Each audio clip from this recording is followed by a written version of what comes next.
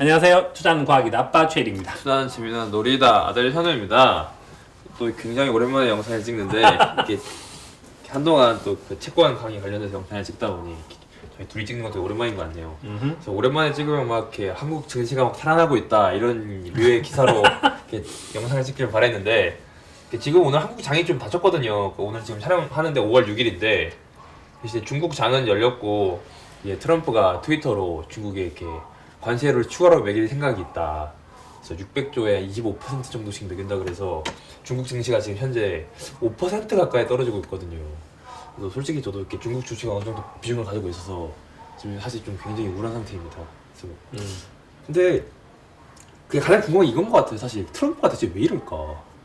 트럼프가 이렇게 무역전쟁한 게 사실 이렇게 미국 입장에서 그렇게 유리할 것 같지는 않은데서 왜 이럴까가 참 그런 것 같아요. 그게 이제 항상 프레임이 있는데 그 미국과 중국은 서로 어떻게 이제 콜라보레이션을 했냐 하면 미국이 소비하면 중국은 생산한다. 그렇죠. 그럼 생산과 소비로 이어지는 건 수출입인데 그래서 이제 중국이 수출해서 경상수지 흑자를 내도 좋다. 왜 그런가 하면 미국 입장에서는 중국에서 싼 물건이 들어와서 옛날에는 메이드 인 차이나는 물가가 싼 것에 대해 대표였으니까 중국이 미국에 디플레이션 수출할 수 있어서 그렇죠. 미국이 저금리를 기반으로 한 소비를 강화시킬 수 있었다. 그래서 두 나라가 마치 하나의 나라인 것 같아. 그게 이제 차이메리카라고 했는데 이제는 트럼프 입장에서만 생각을 하자면 너무 물가가 낮나요, 미국이? 중국이 전혀 도와주지 않아도 미국의 물가는 충분히 낮다는 거고 미국의 경제가 좋은 건 사실인데 트럼프의 지지층들이 봤을 때 미국의 경기는 과연 좋은가? 가 또 다른 얘기를 하는 거지. 실제로. 그래서 현대 경제는 그건데 경제학이라고 하는 것이 이제 인간의 욕구는 무한한데 인간의 자원은 유한하다. 그러면 지금 현재 미국에서 봤을 때는 뭐가 있는가 하면 그 욕구가 지금 미국의 빈부격차가 굉장히 빠른 속도로 커지고 있어서 그렇죠. 최근 30년간 보면 이제 상하위 격차가 뭐 10배가 넘게 벌어지고 있고 최근 10년 동안에도 주식시장에 들어온 사람들이나 부동산 시장에 있는 사람들은 좋아졌으나 임금 상승률은 전혀 그렇죠. 올라가지 않았다. 그래서 지난 10년 동안 미국이 좋다라고 얘기를 했는데 이게 이제 어떤 생각이 드나 아까 보면 옛날에 로마 보면 로마가 수로를 해서 물을 끌어당기는 방법이 이렇게 했는데 이게 한 0.1도 정도 돼서 그렇게 해서 물이 뚝 떨어지는 거잖아. 이렇게 가파르게 하면 이제, 그렇죠. 이제 붕괴되고 난리가 날 건데 근데 미국은 딱 그 정도쯤 느낌인 것 같아. 그러니까 0.1도씩 경제가 10년 동안 좋아진 거야. 그래서 0.1도씩 좋아졌기 때문에 대부분의 사람은 체감하지 못하는데 어떤 사람은 체감을 하는 거지. 왜냐하면 그 0.1도를 다 밸류에이션해서 증시의 밸류에이션이 될 거기 때문에 그러니까 주식시장에 참석해 있는 사람들은 미국 경기가 좋은 걸 다 느낄 수 있는데 그렇죠. 그다음 다른 사람 느끼지 못하고 있다. 사상 최고치 근처에 있고. 그래서 현재 미국이 10년째 좋아지고 있음에도 불구하고 FRB랑 솔루션이 다른 거야. 그래서 파월 입장에서는 전혀 금리를 올릴 수 없다는 건데 트럼프는 100bp를 떨어뜨리라고 요구하고 있잖아. 그렇죠. 놀랍게도. 되게 1%를 떨어뜨리라 그래요. 그렇지. 근데 25% 그러니까 트럼프가 봤을 때 미국의 경제는 자기 지지층들한테 경제는 좋아진 게 아닌 거야. 근데 자본가들한테만 너무 좋은 거지. 그래서 현재 가장 해결되지 않은 부분은 빈부격차가 전혀 해결되지 않고 있고 오히려 이 부분이 더 커져가고 있고 글로벌라이제이션이라고 하는 걸 생각을 해보면 국제화 시대에서 가장 혜택을 많이 입은 거는 미국의 자본가고 그 다음에 이제 다른 나라 자본가들도 혜택을 입었고 그 다음에 자본가가 아닌 모든 사람들은 피해를 다 입은 거지. 근데 저는 사실 다른 얘기지만 트럼프가 철저하게 자본가들을 위한 대통령이 될 줄 알았는데 또 그렇진 않네요. 트럼프의 지지층은 다른 쪽에 있는 거지. 그러니까. 그래서 트럼프가 묘한 사람인 것이 통상적으로 이제 서민을 보호하자는 파는 민주당파야. 그렇죠. 근데 공화당파는 그렇진 않아. 트리클 다운을 믿고 그렇죠. 기업과 자본가들한테 힘을 실어주자는 건데 트럼프는 놀랍게도 공화당에 있는데도 주요 지지층은 백인의 이제 서민들인 거지. 진짜 되게 이단하긴 이단하네요. 그렇죠. 이제 그렇게 묘한 것들을 했기 때문에 힘을 얻은 거지. 근데 최근에 그 공화당 얘기하신 게 생각난 건데 민주당에서 좀 독특한 주장들이 나오고 있더라고요. 그 새로 당선된 이름은 기억 안 나는데 굉장히 이게 민주당의 유력한 뭐 하원 의장 후보였던 그분도 이름 기억이 안 나는데 그분을 꺾고 당선이 되셨는데 MMT라 그러나요? 네, 현대 통화 이론? 그건 진짜 그 돌이 하나 던져진 건데, 그러니까 경제계에 돌이 하나 새로 던져져서, 그러니까 새로운 이론 하나 만들어낸 건데, 그러니까 새로운 이론이라면 새로운 이론이고, 그게 그 변증법적인 답이면 변증법적인 답일 수 있는데, 변증법적인 답이라는 되게 어울리네요. 현재 세계 경제는 두 파트로 나눌 수 있는 거야. 두 파트. 두 파트의 철학자들이 있어서 하나는 그 하이크 진영, 프리드만 진영파에 있는 사람들이 하나 있어서 그 사람들이 현재 중앙은행을 갖고 있는 물가 조정파. 그러니까 물가를 통한 경제를 살려야 된다. 물가가 먼저다라는 파가 하나가 있고 하나는 이제 케인즈 학파가 있지. 케인즈 학파는 이제 주장하는 것이 뭐가 있는가 하면 경기를 살리기 위해서 큰 정부가 필요하다는 거고. 그럼 이 두 가지 파트 중에서 경제에서 이제 1930년도부터 시작해 1980년대까지는 케인즈 학파의 시대였지. 그렇죠. 근데 80년대부터 시작해서 지금까지는 다시 프리드만이 아니라 프리드만 파가 이제 득세를 한 거지. 그럼 뭐 하이에크는 그 아이디어 낸 지 오래됐고 MMT 이론도 나온 지 꽤 됐고 근데 그 주장을 했는데 현재는 케인즈주의자는 다 죽었고 하이에크주의자들만 남았고 현재 그 메인스트리트에 있는 하이에크파와 월스트리트 실물시장에 있는 케인즈 학파를 생각하면 힘의 균형이 한 10대 1 정도쯤 되지. 그냥 지금 중앙이 힘이 압도적으로 세지. 근데 사실 요즘은 프리드만학도 많이 약해지지 않았나요? 그러니까 2008년에 서브프라임 이후에 자유에 맡기면 그것도 좀 큰일 난다라는 느낌이 좀 돌아서지 않았나요? 그렇게 해서 하는 규제라고 얘기를 하는 것이 사실상 그렇게 힘이 있는 건 아니지. 힘이 있지 않지. 그래서 왜 그런가 하면 이미 그 시장을 죽여버릴 수가 없어. 그 시장 자체가 너무 커져버렸기 때문에. 그래서 마치 대마불사처럼 현대 금융시장이라고 하는 것이 되게 커져서 뭐 중앙은행들한테 이렇게 저렇게 할 수도 없고. 예를 들어서 현재는 이제 얼마나 힘이 커졌는가 하면 정치 사이드와 금융 사이드가 힘이 얼마나 커졌는가 하면 우리는 그렇게 얘기하잖아. 중앙은행 반드시 독립돼야 된다. 그렇죠. 근데 실제 미국이라는 나라도 마찬가지고 한국도 마찬가지고 유럽도 마찬가지인데 유럽에서 그리스 사태가 터지거나 브렉시트라는 사건이 터지거나 할 때마다 유럽의 정치인들이 이렇게 저렇게 솔루션을 내. 그리고 그 솔루션을 중앙은행장한테 제안을 해. 이렇게 해달라. 중앙은행장이 싫은데요? 하고 가버려. 그래서 마치 중앙은행장들이 갖고 있는 힘이 메르켈 정도쯤 되는 힘도 가끔씩 갖는다고. 그렇죠. 트럼프가 1% 인하라 그랬는데. 그건 이제 중앙은행장이 봤을 땐 개소리인 거지. 그렇죠. 개소리죠. 그러니까 그게 이제 체크 앤 밸런스라고 하는 시점에서 보자면 체크 앤 밸런스가 말이 되는데 여하튼지 그러면 이제 월스트리트에 있는 사람 아닌 사람 입장에서 주식 투자자가 아닌 사람 입장에서 바깥에 딱 보면 되게 웃긴 거야. 한 명은 내가 당선시켰는데 여론이 당선시킨 거 아니야. 그렇죠. 근데 이게 여론이 당선시킨 것도 아니잖아. 그렇죠. 그러니까 중앙은행장은 도대체 뭔데 저렇게 마음대로 노를 하냐 이렇게 쉽게. 저도 옛날에 금리 막 인상시킬 때 덜 진짜 미웠어요. 하여튼 그래서 지금은 그래서 MMT 이론이 만들어진 이제 가장 큰 이유는 그건데 재정 정책으로는 나름대로 이제 재정 정책이 약한 곳에다가 쭉 뿌리는 거니까. MMT 이론에 대해 설명을 하고 진행하는 게 깔끔하겠죠? MMT 이론 하세요.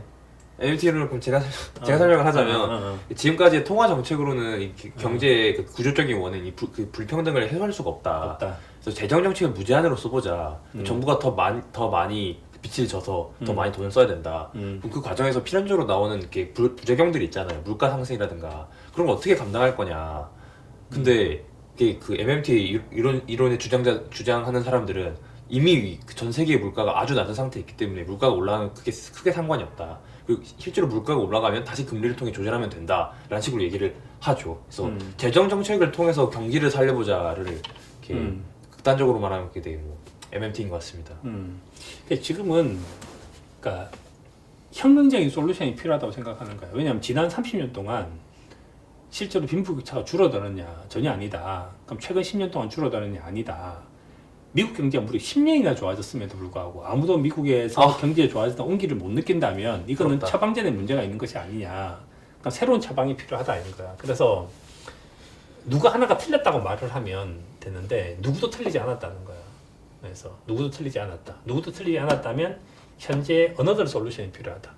어너더 솔루션이. 그래서 현재 그 MMT로는 굳이 따지자면 대한민국에서 리디노미네이션 얘기하는 것만큼이나 혁명적인 아이디어예요. 그러니까 리디노미네이션은 충분히 낮으니까 그러니까 전부 다 뭘 쓰는가 하면 지금 이제 극약 처방 같은 걸 쓰는 거야. 그러니까 현재 중앙은행이 갖고 있는 시스템을 가지고 안 돌아가니까 MMT 이론을 써서 돈을 무차별 찍자는 거잖아. 무차별 찍는데 언제까지 찍냐? 물가 오를 때까지. 그러니까 물가 오르기 전까지는 왜 찍냐라고 얘기를 하면 약자를 보호해야 되는데 약자를 보호하기 위해서는 정부가 무엇인가 선투자를 해야 되는데 정부가 선투자할 돈이 없다. 그럼 선투자할 돈을 마련하기 위해서 충분히 화폐를 발행을 해서 정부가 돈을 찍겠다는 거야. 약한 곳에 있는 곳에. 그게 제일 화난 것 같아. 돈을 찍겠다. 그게 진짜 화난 것 같아. 그 말은 어떠신가 하면 현재 우리가 생각하는 모든 것들은 뭐가 있는가 하면 능력과 빚을 내는 거잖아. 가계부채는 능력과 빚을 내는 거고 그렇죠. 기업부채도 능력과 능력과 빚을 빚을 내는데 국가가 능력의 무제한으로 돈을 찍겠다는 뜻인 거지. 국가부채라고 하는 것에서. 그래서 사실 이 이론이 나왔다는 것 자체가 이 문제에 대해서는 혁명적인 솔루션이 필요하구나. 그리고 이 문제가 지금 가장 첨예하구나. 왜 첨예한가 하면 소위 말하는 우리나라도 마찬가지인데 완전히 갈라졌잖아. 이제 정치 양극화가. 그렇죠. 정치 양극화가 갈라진 이유는 경제 토대가 양쪽으로 갈라졌기 때문이에요. 경제 토대가 양쪽으로 갈라졌다는 말은 뭔 뜻인가 하면 메인스트리트에 있는 사람들은 다 죽어가고 있는 거야. 죽어가고 있다는 것도 말이 되고 상대적인 박탈감은 훨씬 더 큰 거지. 실물 경제에 계신 실물 경제에 있는 사람들. 그러니까 생산 소비를 하면서 소비나. 실제로 월급을 받아서 먹고 사는 사람들은 너무 힘든 거고. 안 자본가. 그런데 이미 축적된 자본이 있어서 그거 갖고 내가 이제 소득도 있고 내 소득 중에 일부를 갖다 자산에 투자를 했고 그런 사람들이 현재 엄청나게 자산 증가 속도가 더 크니까. 그 사실 이거는 예전으로 따지면 피케티가 돌을 한번 던진 거야. 피케티라는 사람이 노동소득과 자본소득에 대해서 얘기했을 때 자본소득 증가율이 너무 많습니다 하고 돌을 던진 거야. 그럼 누군가 그 돌을 받아서 그러면 이거 갖다 이렇게 솔루션을 제기하면 될 것 같습니다 라고 또 안을 또 던진 거야. 그럼 지금 현재는 개소리야. 개소리라고 말하는 사람이 무조건 70-80% 넘을 거야. 왜냐면 지금까지 없었던 거니까. 그렇게 하면 한 90% 정도는 개소리라고 얘기하더라고요. 그렇지. 그냥 90% 정도 개소리라고 얘기하는데 되게 온화하게 말하는 사람이 이건 개소리예요라고 얘기해요. 그렇지. 보통 더 심하게 욕하고. 그렇지. 그럼 이제 남은 이제 그 10% 사람들이 이제 이것을 증명하기 시작할 거 아니야. 증명하기 시작을 하는데 가장 큰 증명은 뭐가 있는가 하면 가장 큰 증명은 그거야. 가장 큰 증명은 이거야. 아니 지금까지 솔루션이 틀렸잖아요. 이거 가장 큰 증명이야.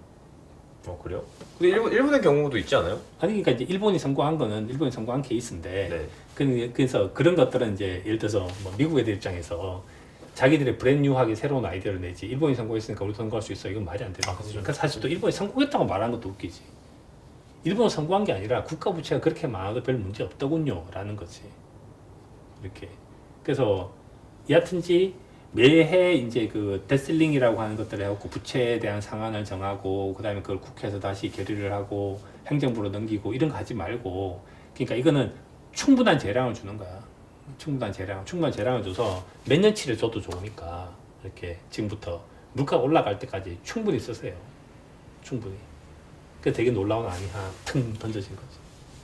사실 근데 이게 그 얘기를 할 때 늘 좀 마무리되는 느낌이 있었고 이 얘기가 마지막에 좀 이렇게 정리되는 느낌이 있어야 되는데 사실상 너무 주어진 돌이라서 그러니까 사실 뭐 MMT가 진행된다면 한국에서 어떻게 할까 막 이런 논의도 하고 싶은데 논의조차 아직 못할 단계인 것 같아요. 아직 이 미래에 대해서 이게 중간에 들어온 것도 아니고 이니시에이션 돌을 던진 거야. 돌을 던져서 몇몇 사람이 이제 MMT에 대해서 한마디씩 다 하는 거지. 뭐 정치인은 어떻다. 달려도 얘기하고. 뭐 어느 자본가는 어떻다. 뭐 어느 CEO는 어떻다. 그러니까 통상적으로 돈을 찍겠다는 얘기를 했을 때 가장 이제 발빠르게 싫어요라고 얘기해야 되는 사람들은 자본가들이고. 그렇죠.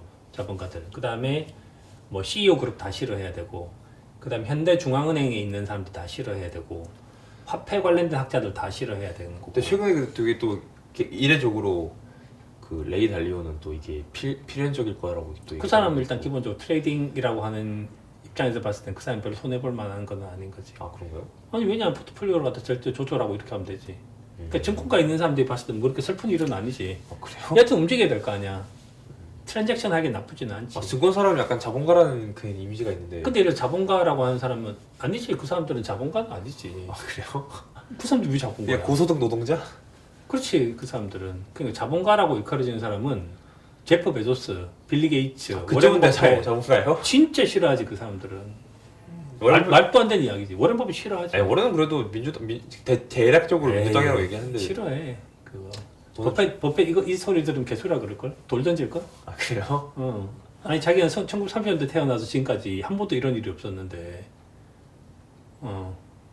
이거는 완전히 다른 얘기지. 근데 사실 버핏이 물가나 금리에 대해서 언급한 거 사실 많이 거의 못 보긴 했는데. 이게 뭐가 있는가 하면 그거야. 현대중앙은행가라고 하는 사람들이 도대체 어떤 사람인가를 우주인의 시각에서 보면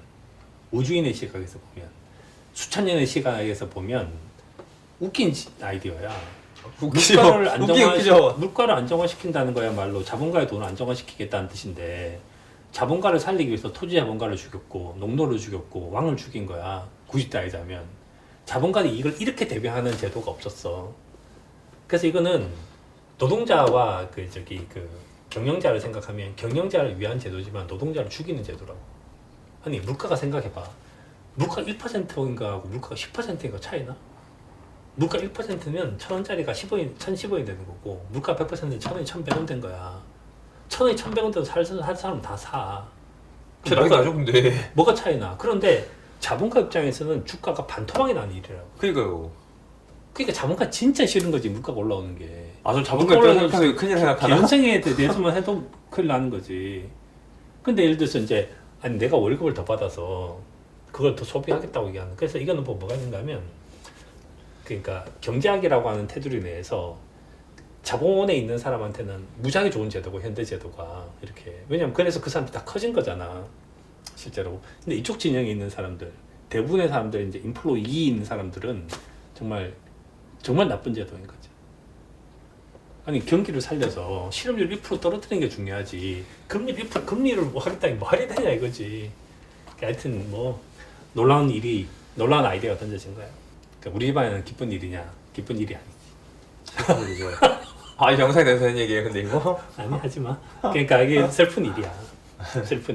슬픈 일인데 이 아이디어가 나왔다는 것 자체가 얼마나 솔루션이 없으면 이런 생각도 들고 또 하나는 야 정말 대단한 나라다.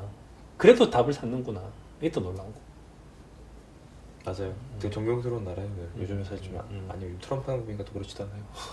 아니 그러니까 하여튼 이런 아이디어를 끊임없이 내는 그런 토양이 있는 것은 정말 놀라운 거지. 그래서 처음에 하여튼 MMT 이론을 딱 듣고 난 다음에 야 정말 띵 했어.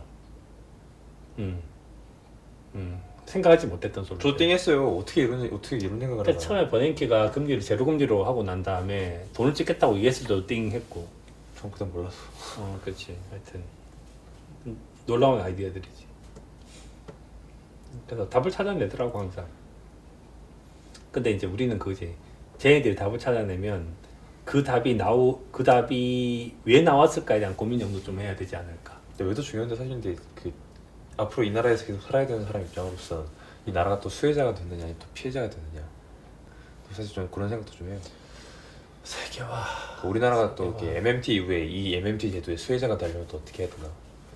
근데 이거는 3차 산업혁명까지는 수혜자였던 것 같고 현대 그렇죠. 스쿼처럼 돼버리면 4차 산업혁명과 글로벌라이제이션이 동시에 일어나면 피해자가 될 확률이 높은 거지. 3차 산업혁명은 경제가 민주화가 된 거야. 경제가 민주화돼서 정부화를 통해서 멀리 떨어져 있는 나라에서도 서비스를 받는 게 가능해졌는데 4차 산업혁명이 되면 다시 중심으로 모일 거기 때문에 이제 미국이라든지 뭐 차라리 거기 옆에서 붙어 있어야 되는 거지. 우리는 미국이라는 나라에서 너무 로케이션상 많이 떨어져 있어서 실제로. 그러니까 4차 산업혁명의 수혜자가 될 확률은 별로 없고 3차 산업혁명은 분명히 수혜자였지. 그거는. 그럼 얘기가 너무 길어진 것 같으니까 오늘 영상은 여기까지 하도록 하시고 오랜만에 영상이었는데 사실 뭐 주식 관련된 얘기는 거의 안 했네요. 주식 관련된 여기는 상해 관련된 얘기를 제가 아빠의 도움을 받아서 한번 만들어보는 것으로 해보겠습니다. 네, 그러면 이렇게 영상 재밌게 봐주셔서 감사합니다. 음. 왜요? 아니